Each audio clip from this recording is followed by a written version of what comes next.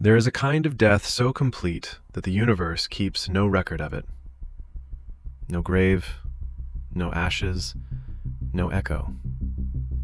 Physicists have a name for the thing capable of doing this. And there is one sitting at the center of our galaxy right now.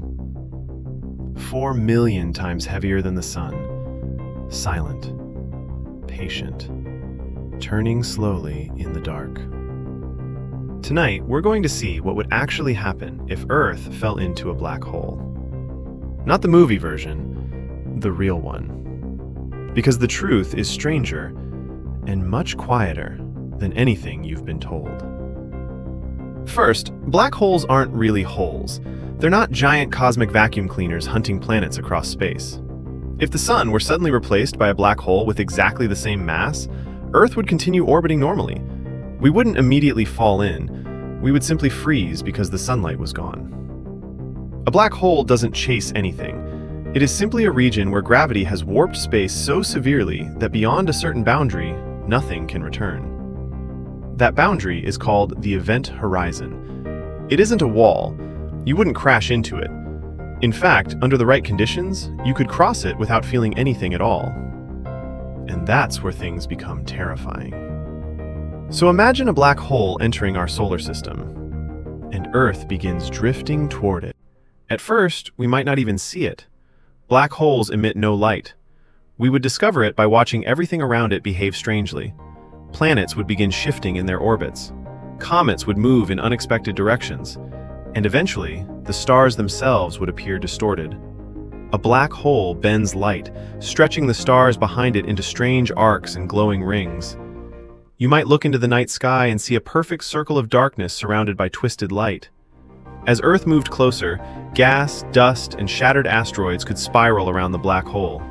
That material would accelerate, collide, and heat to unimaginable temperatures. A blazing accretion disk. By then, the sky might look less like space and more like an open furnace. But heat wouldn't necessarily be the first thing to destroy Earth. Gravity would. More specifically, the difference in gravity between one side of the planet and the other. Gravity becomes stronger the closer you get to its source. Right now, your feet are technically pulled toward Earth slightly harder than your head. You simply can't feel the difference. Near a black hole, that difference becomes enormous. The side of Earth facing the black hole would be pulled much harder than the opposite side. Run the opposite side. The planet would begin to deform, first slightly, then violently.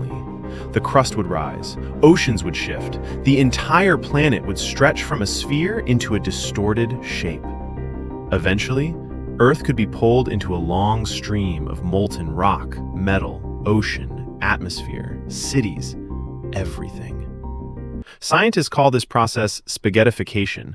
The name sounds almost funny. The reality isn't. Earth would become a glowing river of matter spiraling toward the darkness. But strangely, this is more likely near smaller black holes, because when black holes become truly enormous, something unexpected happens. The black hole at the center of our galaxy is called Sagittarius A star. It contains roughly 4 million times the mass of our sun, and some black holes are even larger. Around a supermassive black hole, the event horizon can be so enormous that the gravitational difference across your body at the boundary may be relatively small. You could cross the event horizon without being immediately stretched apart. No wall, no explosion. Possibly no sensation at all. One moment, escape is still possible. The next, it isn't. You could still be breathing, still thinking, still believing you had time, but you would already have crossed the point of no return. Because once you're inside, the horror isn't only about gravity, it's about time. Strong gravity changes how time passes. The closer you move toward a black hole, the slower your time appears to someone watching from far away. Imagine falling toward the event horizon while someone watches from a distant spacecraft. From your perspective, you continue falling, but to them, you appear to slow down. Your movement becomes slower and slower. The light coming from you stretches toward red. You become dimmer, fainter, until, from their perspective, you appear almost frozen at the edge.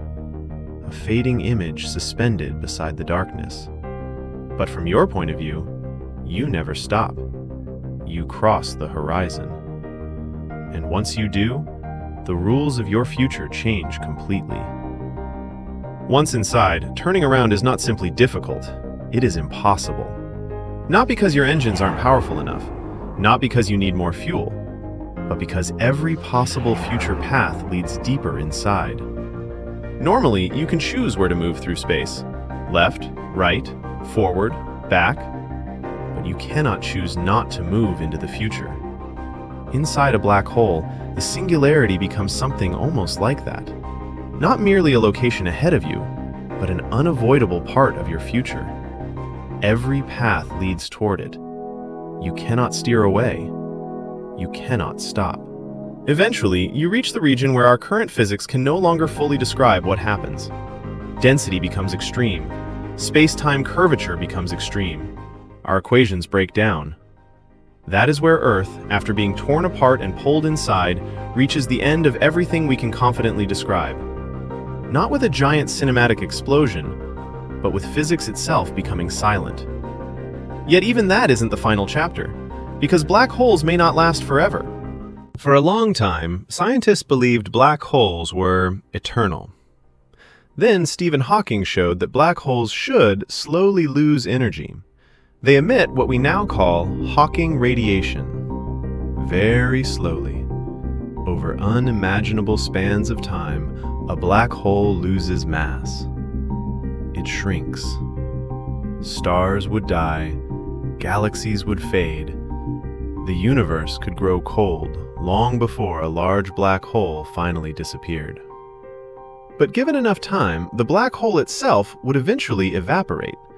And that creates one of the deepest questions in physics. What happens to everything that fell inside? Every mountain, every ocean, every book, every photograph, every human life.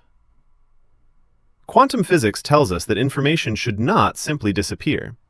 Yet black holes appear to hide it. Exactly how information survives remains one of the great puzzles of modern physics. Which leads to a disturbing thought. If Earth fell into a black hole, would the universe somehow preserve the information that we existed? Or could everything we ever were become effectively unreachable? And maybe that's why black holes frighten us so much.